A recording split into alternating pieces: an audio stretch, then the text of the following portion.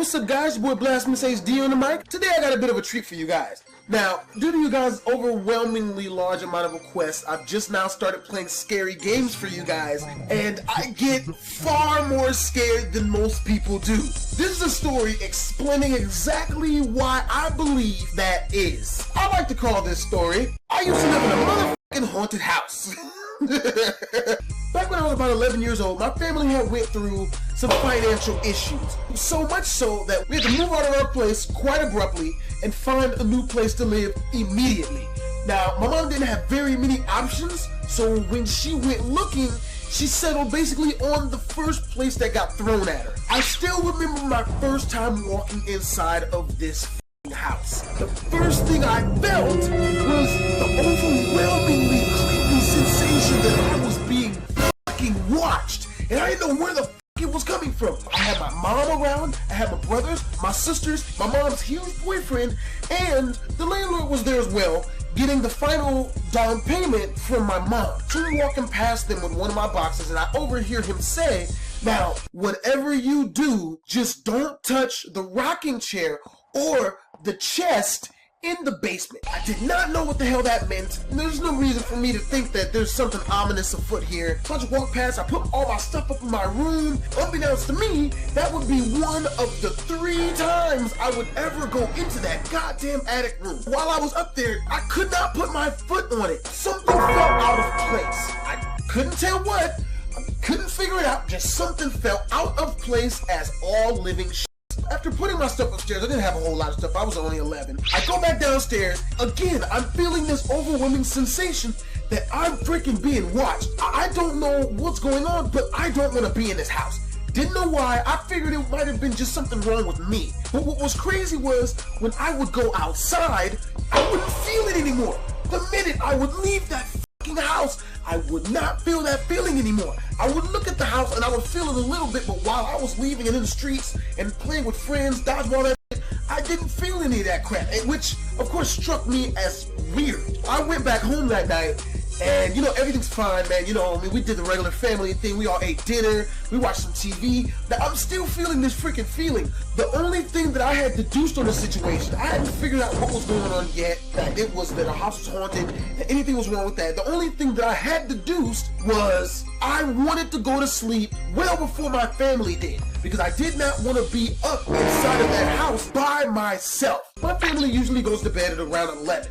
So I went to bed at 9 o'clock just to be safe. At that age, I slept about 10 hours if you gave me the chance. I woke up at exactly 3:30 in the morning. I know this because I checked my damn watch. I had one of those old school watches with the freaking calculator on it and shit. So I look at my watch, it's 3:30 and I'm woke. And I'm in the living room sleeping on the couch because I'm not sleeping upstairs in my freaking attic. When I wake up, I can feel something watching me so hard, I can't freaking go back to sleep. Add insult to injury, now the way my house set up was, if I'm sitting on my couch and I'm looking forward, my TV is to my right, the front door is to my left. There's a particularly not a very big house. Past the television, more to my right, maybe 1 foot of hallway leading into the kitchen. When you get into the kitchen, if you make a right, there's the rest of the kitchen, there's the back door.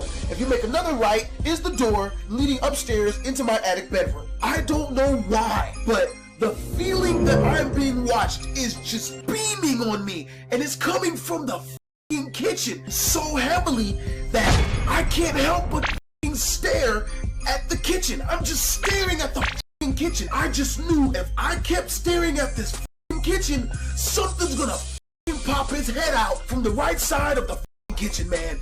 And I'm just freaking the hell out. Now, needless to say, this happened every night. I would be awoken always between the hours of 3 o'clock and 3:30 in the fucking morning, and it would always be the feeling that something is fucking watching me intently, and I cannot go back to sleep, man. I had a Nintendo 64. This was a long time ago. The only way that I was able to deal with this feeling was for me to play Nintendo 64. I was awoke so many times in the middle of the night, and spent so many sleepless night hours in that house playing Nintendo 64 that not only did I unlock everything in both Extreme Gs, which is unheard of amongst my peer group at the time, but I also got all 128 stars. I remember one particular day, I brought my sister up into my room to like show her that there was something wrong with this house. Now I remember when we went up there, we didn't expect to really find anything. I just wanted her to feel the same feeling that I was feeling whenever I was in that attic. When I took her up there, somehow she found this small compartment door in the attic, right? It was behind my bed, which is why I hadn't found it before. So she opens this mug up and it's just pitch black in there. Pitch black. It sounds like air is coming through there, but there's no fucking air. On the opposite side of the room was a window, which was the only light that was coming through that attic. Now, I had seen enough scary movies to already know we are clearly fucking up right now. I shut the door, but not before we saw this picture laying right near the beginning of the doorway. We get the picture, and it's this chick on the picture. She's dressed like a pilgrim from back in the old day, and she looks bitter. There's rings under her eyes from sleep deprivation or something, but the chick just doesn't look happy. We take the picture, we close the door. I became so sleep deprived in that goddamn house, I started taking children's scissor. We're gonna call it NyQuil. That way I would not wake up in the middle of the night anymore, because this was really getting to me. I couldn't do my schoolwork. I was really losing a lot of sleep in this house. I had asked my mom if I could sleep in the room with her, but she wouldn't let me because her room was filled to the brim with people. I have 4 brothers and sisters, 4 or 5. It's definitely one of them. Everyone was sleeping in that room with her in her bed, including her boyfriend. I love how this is the perfect time for me to become a man and learn to do things independently and on my own. Of course, I gotta sleep on the freaking couch by my damn self because no one else is gonna sleep on the couch, so I can sleep in the room with my mom where I feel like it's probably gonna be safer. At least I feel that way. I started taking NyQuil so I could sleep longer throughout the night, and it worked for about a week and a half. A week and a half, I got glorious, awesome, full night's worth of sleep, and it was deliciousness. Oh, I really like that word. Okay, so everything's going good. The NyQuil is working. I'm sleeping all the way through the night until, again, I'm awoken in the middle of the motherfucking night by this goddamn feeling that I'm being fucking watched. When I wake up, I'm staring into the couch, because, you know, I mean, there's nothing more comfortable than curling yourself into a nice, freaking soft couch. I've got my blanket cocoon on. I'm rolled over into the couch, man. I am just as comfortable the word is itself. And that is comfortable. I feel this feeling beaming down on me, and I'm like, you know what? I'm sick of this fucking shit. I lean up and I look into the kitchen. I'm to the point where I'm like, you know what, man? If you're gonna get me, god damn it, just motherfucking get me, okay? If you're gonna show yourself, motherfucking do it. Of course, nothing done. I'm still feeling this feeling. So I'm like, fuck this. Yeah, I'm still a little bit drowsy from the fucking NyQuil and shit. So I lean back into the couch and I go back to motherfucking sleep. I am awoken again. I'm like, you know what? I'm not gonna fucking do this. So again, I go to close my eyes and go back to sleep, and I shit you not, I felt like something brushed me on my back. And the feeling now, it's beaming down on me so hard that I feel like the bitch is right fucking behind me. And I am getting quiet while I tell you guys this story because it's nighttime and it's creeping me the out. I feel like this bitch is standing right behind me, man. I'm like, man, you know what? I turn around fast as right? There's nothing there. Now I'm woke. I'm fully woke, and the NyQuil has noticeably worn off. So I'm like, man, fuck this I just want to fucking sleep. Come on. As I'm rolling back over I look at the wall right above where I'm sleeping at, and I notice it looks like there's sparks dancing on the wall right above the couch. Is this some suck-ass dream? Like, sparks? I get up and I look to the spot where if there's sparks on the wall, this should be the trajectory of where it's coming from. So I look at that spot and I notice the blinds on that wall are faintly glowing orangish. And I'm like, what the f? It's not fucking daylight outside. It's fucking 3 o'clock in the morning. I walk over to the window, and my window's covered by blinds, plastic blinds. As I get closer, I notice my blinds are melting. Not enough as to where I should have been noticed this, but they're distorting. Very slightly, but they're bending. So I pull them down, and I look through the goddamn window. Of course, the next door house is fully f***ing ablaze. It is on fire. I'm not talking, oh, there's smoke off up in this shit. I'm talking about the sun took a shit on this house. F***ing fire. This house is only about 5 or 10 feet away from my house. I'm like, what the f***? I run into my mom's room, I jump on her bed, I wake everybody to f*** up, get up, fire, fire. My mom rushes into the living room, you know, she looks through the blinds, she screams her head off when she sees the house next door. We get our I grabbed the Nintendo 64, guys.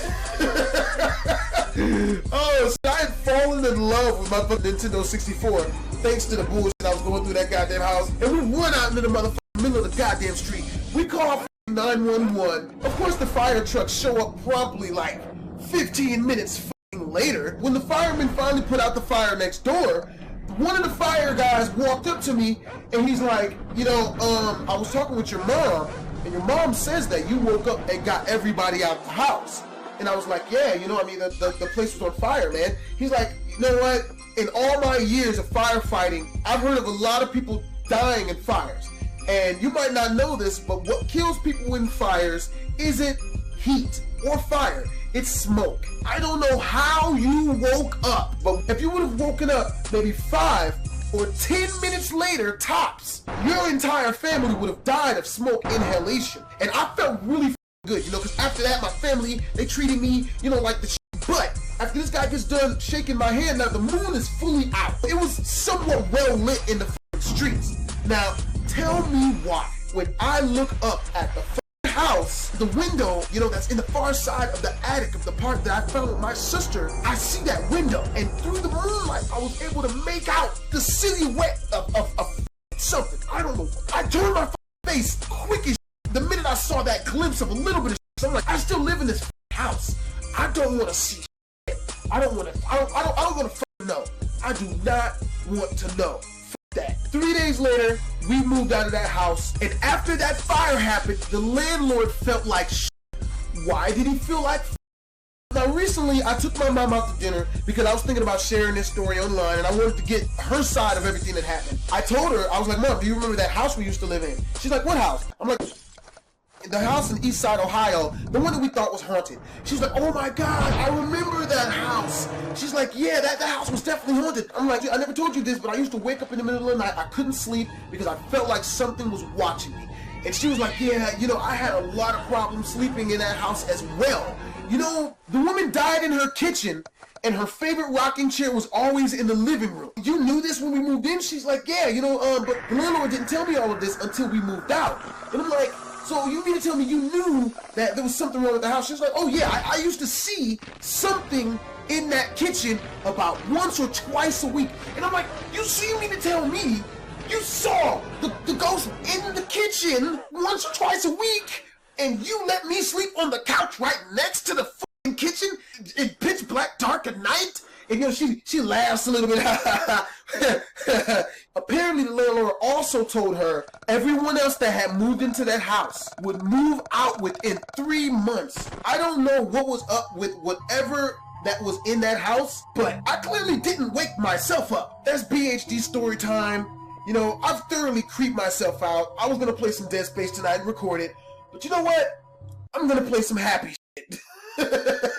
Because now I'm really freaked out. And if you enjoyed the story, make sure to like, comment, subscribe, and let me know in the comments below if you ever encountered any unexplainable crazy type blasphemous HD up out of this.